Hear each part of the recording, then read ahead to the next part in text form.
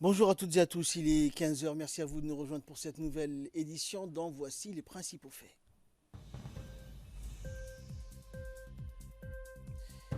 Préparatif donc du sommet sur le climat donc lors de la 74e Assemblée générale des Nations Unies à New York. Et la faillite du voyagiste Thomas Cook déclenche une opération de rapatriement massive. Bonjour à tous et merci de nous rejoindre pour cette nouvelle édition. Le président de la République, Ismaël Omar Guelleh, est arrivé donc à 16h15 heure de New York pour participer donc à la 74e session de l'Assemblée générale des Nations Unies. Le chef de l'État donc était accompagné dans son déplacement par une forte délégation comprenant notamment le ministre des Affaires étrangères et de la coopération internationale, porte-parole du gouvernement Mohamed Ali Youssouf et du ministre de l'équipement de l'environnement, de l'urbanisme et du tourisme, Mohamed Abdelkader Moussa. À son arrivée, donc, le président Guelleh a été accueilli par l'ambassadeur de Djibouti aux États-Unis et représentant permanent de Djibouti auprès des Nations Unies, Mohamed Ziad Doualé et son équipe. Au cours de ce déplacement, le président de la République donc, participera à plusieurs sessions, dont une réunion de haut niveau sur l'appel global sur la protection des religions en présence du président Donald Trump et au sommet également sur les actions climatiques, mais il y aura également des rencontres bilatérales avec ses pairs, donc chefs d'État et de gouvernement des organisations internationales. Le ministre de l'Habitat, de l'Urbanisme et du Tourisme, donc Mohamed Abdelkader Moussa Helem, a participé hier à New York à la réunion des 107 pays soutenant l'action pour l'action en faveur de l'adaptation et de la résilience. Le ministre donc était accompagné du secrétaire général de son département et point focal de la Convention des Nations Unies sur le changement climatique, Dini Abdallah. Réunion préparatoire donc du sujet du sommet sur les actions climatiques qui aura lieu demain et à laquelle prendra part le président de la République Ismaël Omar Guelleh. Et selon les experts des Nations Unies, les pays donc ont élaboré leur propre plan d'action en faveur du climat conformément à l'accord de Paris, mais la somme de ces plans est insuffisante pour limiter la hausse du réchauffement climatique à un niveau largement inférieur à 2 degrés Celsius. C'est pourquoi cette rencontre de haut niveau devrait permettre de mobiliser donc les fonds nécessaires pour faire face aux conséquences du changement climatique. Et pour le ministre de l'Habitat, de l'Environnement et du Tourisme, Mohamed Abdelkader, qui s'est exprimé donc à l'issue de cette réunion, les mesures prises par notre pays sont importantes, mais les restent donc moyens insuffisants et espère donc, a-t-il dit, que ce sommet va corriger ce manque. Changement climatique, Dina Abdallah, une réunion préparatoire du sommet sur les actions climatiques qui aura lieu demain, à laquelle prendra part le président de la République, Ismaël Omar Guelleh. Les changements climatiques est depuis plusieurs années une réalité partout dans le monde et ses conséquences sur les populations deviennent de plus en plus importantes. Selon les experts des Nations Unies, les pays ont élaboré leur propre plan d'action. Nous sommes aujourd'hui à New York, au siège des Nations Unies, pour participer bien sûr avec le chef de l'État au sommet sur le changement climatique qui a été convoqué par le secrétaire général des Nations Unies. Comme vous le savez, les changements climatiques sur Djibouti a des conséquences négatives, avec bien sûr la sécheresse, l'augmentation du niveau de mer, les inondations. Donc il fallait que nous menions des actions locales. Pour cela, Djibouti va contribuer en développement des énergies renouvelables telles que la géothermie, l'énergie solaire, éolienne. Mais nous sommes aujourd'hui sur place avec les techniciens qui ont présenté les différents projets qui seront déjà soumis demain aux chefs des États qui seront présents et qui vont bien sûr demander à la communauté internationale de soulever des financements adéquats pour atténuer ces changements climatiques en Afrique et dans tous les pays du monde. Également dans l'actualité, le ministre de la Santé, Mohamed Warsa Madiri, a reçu dans son cabinet l'ambassadeur indien accrédité à Djibouti, Ashok Kumar, dans le cadre d'une visite de courtoisie. Et après les mots de bienvenue, le ministre de la Santé a rappelé les liens séculaires et historiques entre les deux pays et le partenariat privilégié indo-djiboutien en matière de santé. Le ministre de la Santé et l'ambassadeur indien ont échangé donc leur point de vue sur divers sujets d'intérêt commun, notamment sur les échanges d'expériences dans le domaine de chirurgie interventionnelle et cardiaque, la néphrologie et la chirurgie viscérale. Ainsi, les deux parties ont également dégagé donc les différentes pistes de collaboration en matière de rehaussement des plateaux techniques hospitaliers. Le diplomate indien a affiché la volonté ferme de son pays à soutenir les efforts du gouvernement djiboutien afin de relever les défis de la modernisation des plateaux techniques dans les hôpitaux djiboutiens. Le ministre de la Communication, chargé des postes et télécommunications, Radouane Abdullahi Bahdoun, a reçu aujourd'hui une délégation française conduite par l'ambassadeur français à Djibouti. Dans son bureau, cette délégation avait à sa tête le général de corps d'armée Jean-Marc Latapi. Cette visite de travail a permis d'évoquer les relations d'amitié qui lient la République de Djibouti et la République française. Cette visite a également aussi été l'occasion pour le ministre de discuter avec la délégation du renforcement de la coopération entre les deux pays dans divers domaines stratégiques. Le général de corps d'armée Jean-Marc Latapi a pour sa part mis l'action sur l'importance et la place géostratégique de Djibouti qui est située à un carrefour des échanges maritimes mondiaux. Et cette première rencontre qui fut empreinte de chaleur et de sincérité entre le ministre Radouane Abdullahi Bahdoun et le général français s'est déroulée donc dans de bonnes conditions. Le ministère du Commerce, en collaboration avec l'Organisation mondiale du commerce, a organisé un séminaire de formation sur la politique commerciale au Palais du Peuple. Cette cérémonie donc était présidée par le ministre du Commerce Hassan Mohamed Ibrahim.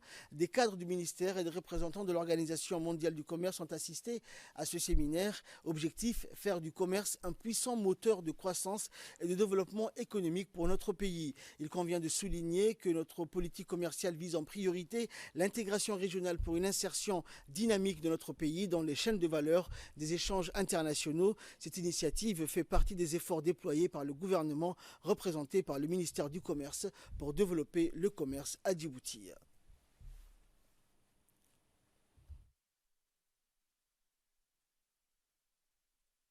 L'OMC attache une grande importance à la formation et à ses activités d'assistance technique, y compris lors du lancement du programme de Doha pour le développement en 2001, qui a reconnu que l'assistance technique et le renforcement des capacités sont des éléments centraux de la dimension développement du système commercial multilatéral.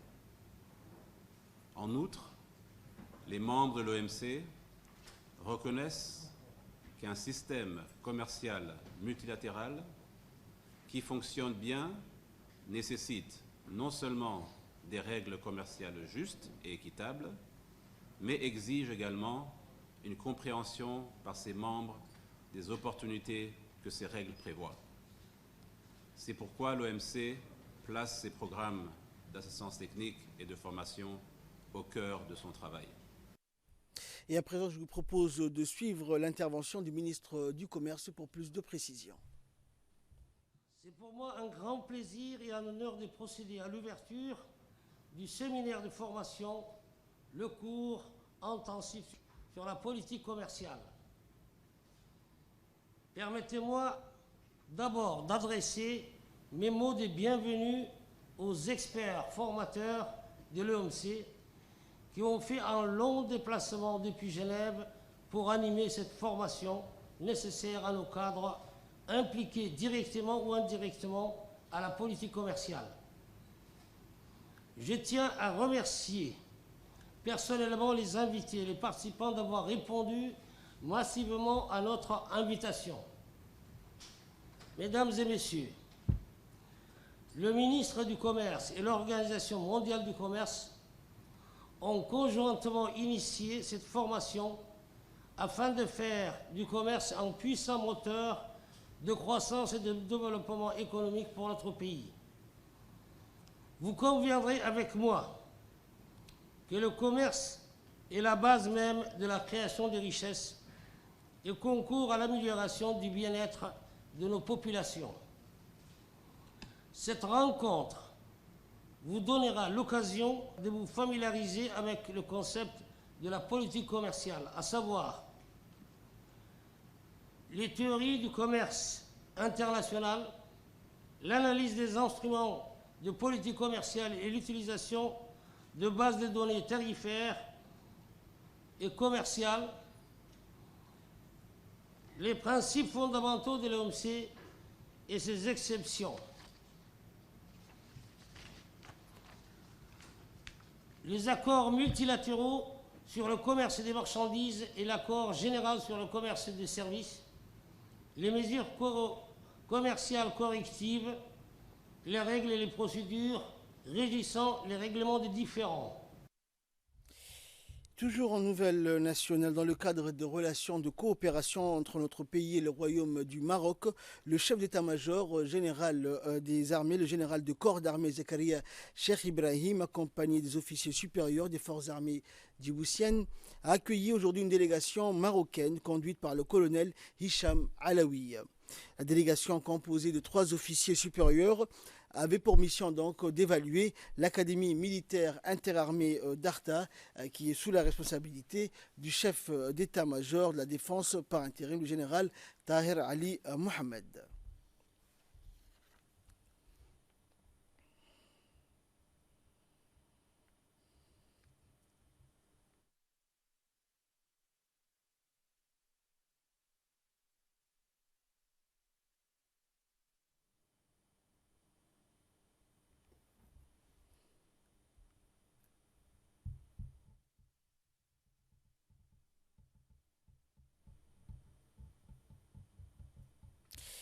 Le ministère de l'Environnement et du Développement durable a organisé ce matin au Palais du Peuple un atelier de vulgarisation des défis environnementaux pour les professionnels des médias. Cette cérémonie a été présidée par le directeur de l'Environnement et du Développement durable, Hussein Rilache, et en présence du directeur de la communication, Ibrahim Mir Ali. Un certain nombre de membres d'institutions des médias, y compris la RTD, la Nation ou encore Al-Qarn, ont participé donc à cette formation sur l'environnement.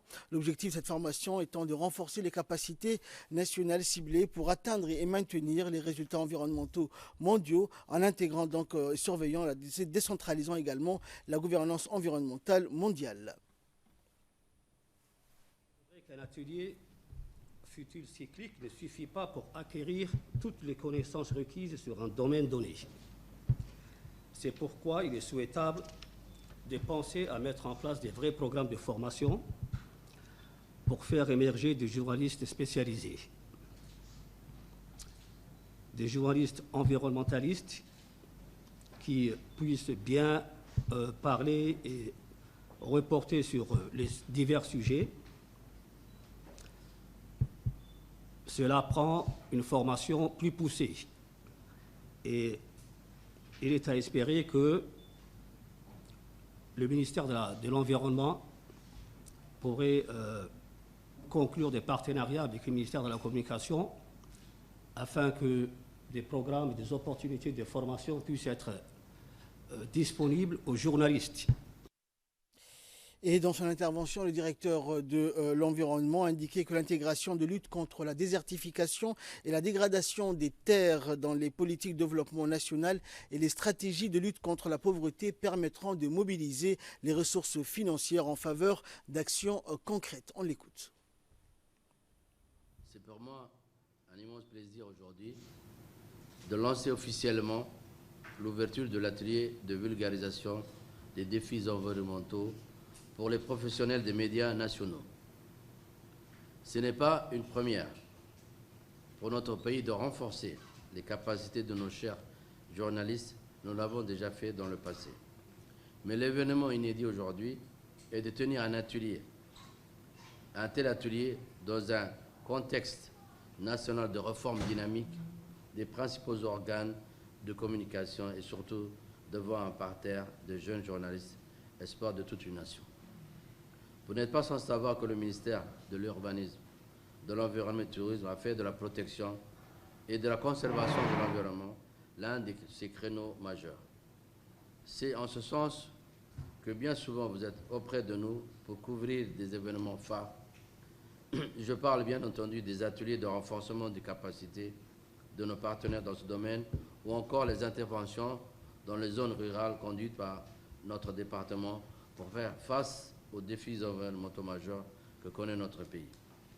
En effet, Djibouti fait face aujourd'hui à des phénomènes climatiques récurrents, sécheresse, désertification, rareté des ressources en eau une faune et une flore de plus en plus menacées, une vague de chaleur et j'en passe. Ainsi, dans ce contexte de menaces récurrentes sur l'environnement, le rôle central des journalistes, des professionnels des médias est de servir de médiateurs sur la prévention, la sensibilisation et pour la communication des informations environnementales majeures au grand public. Et dans l'actualité nationale également, dans le cadre de sa première visite de travail, le nouveau préfet de la région de Dikil, Adendrar Moussa, accompagné de ses proches collaborateurs, s'est rendu donc hier à la sous-préfecture d'Assela.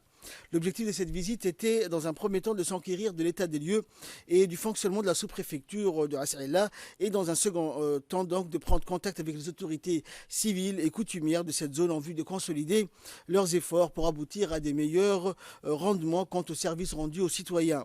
Au cours de cet entretien, le préfet de la région a particulièrement mis l'accent sur le maintien de l'ordre public et le renforcement de l'unité et de la cohésion sociale, chose essentielle pour le vivre ensemble.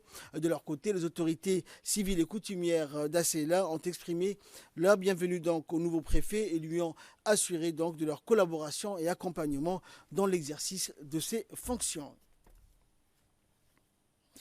Activité similaire, mais cette fois-ci dans la région d'Arta, où le nouveau préfet de la région, Mohamed Cheikh Hassan, accompagné du président du conseil régional Ilmi Bouh Goudadé et de son premier adjoint, s'est rendu à la sous-préfecture de Damerjoug. À son arrivée à Damerjoug, une foule en liesse a chaleureusement accueilli le préfet et sa délégation avec des chants et danses traditionnelles. Le sous-préfet de Damerjoug, Abdishahid Nour Youssouf, les députés de la région d'Arta ainsi que les jeunes, les responsables de la gendarmerie ont tous souhaité la bienvenue donc au nouveau préfet. Et après l'accueil chaleureux, une réunion de présentation et de prise de contact avec les Oukal, notables femmes responsables des associations et coopératives agricoles, a eu lieu dans le bureau du sous-préfet. Et ce fut au tour ensuite donc des responsables des services déconcentrés, chefs d'établissement scolaire et des responsables de forces de l'ordre et de sécurité. Le préfet Cheikh a remercié la population de Damerjoug pour l'accueil. Il a exhorté les habitants de Damerjoug à travailler davantage dans l'intérêt général et au développement de la région d'Arta. La prochaine étape donc de la tournée du préfet d'Arta sera la sous-préfecture de PK51 Karta. Et de là, nous passons aux nouvelles du monde, notamment au sommet de l'ONU sur le climat. Les dirigeants mondiaux sont attendus au tournant. La suite dans cette séquence. Après les manifestations mondiales de la jeunesse pour le climat, une soixantaine de dirigeants mondiaux se retrouvent aujourd'hui à l'ONU pour un sommet sur l'urgence climatique censé revigorer le chancelant accord de Paris. Le secrétaire général des Nations Unies, Antonio Guterres, espère que des dizaines de leaders annonceront une révision à la hausse de leur plan de réduction des gaz à effet de serre, alors que l'humanité n'en a jamais rejeté autant dans l'atmosphère. À la tribune, les États-Unis seront les grands absents. Donald Trump sera dans le mur, mais s'exprimera à un événement sur la liberté de religion. Le Brésil et l'Australie, dont le Premier ministre conservateur a été à la Maison-Blanche la semaine dernière, non plus, faute de choses à annoncer. Mais la Chine, donc, qui dévore du charbon et émet 2 fois plus de gaz à effet de serre que les États-Unis, s'exprimera par la voix de son chef de la diplomatie. Et enfin, c'était dans les titres, la faillite du voyagiste Thomas Cook déclenche une opération de rapatriement massive. Fardous Hussein nous en dit plus. A annoncé donc aujourd'hui 23 septembre qu'il faisait faillite après avoir échoué au cours du week-end à trouver des fonds nécessaires pour sa survie. En parallèle, l'autorité britannique de l'aviation a indiqué que le groupe Thomas Cook, tour opérateur et compagnie d'aviation à la fois, a cessé ses activités à effet immédiat. Toutes les réservations Thomas Cook, vols et séjours sont désormais annulées. Le patron du voyagiste, Peter Frankhauser, a souligné que les biens qu'un accord ait été largement approuvé. Une requête pour des fonds supplémentaires ces derniers jours a présenté une difficulté qui s'est révélée donc insurmontable. C'est un plafond, donc au regret que le conseil d'administration et moi de ne pas donc avoir réussi. Je tiens à m'excuser auprès de nos millions de clients, nos milliers d'employés, fournisseurs et partenaires qui nous soutiennent depuis des années, ajoute-t-il, déplorant aussi un jour profondément triste pour une entreprise pionnière du voyage organisé. C'est tout pour cette édition. Merci de l'avoir suivi et excellente journée sur Télé Djibouti.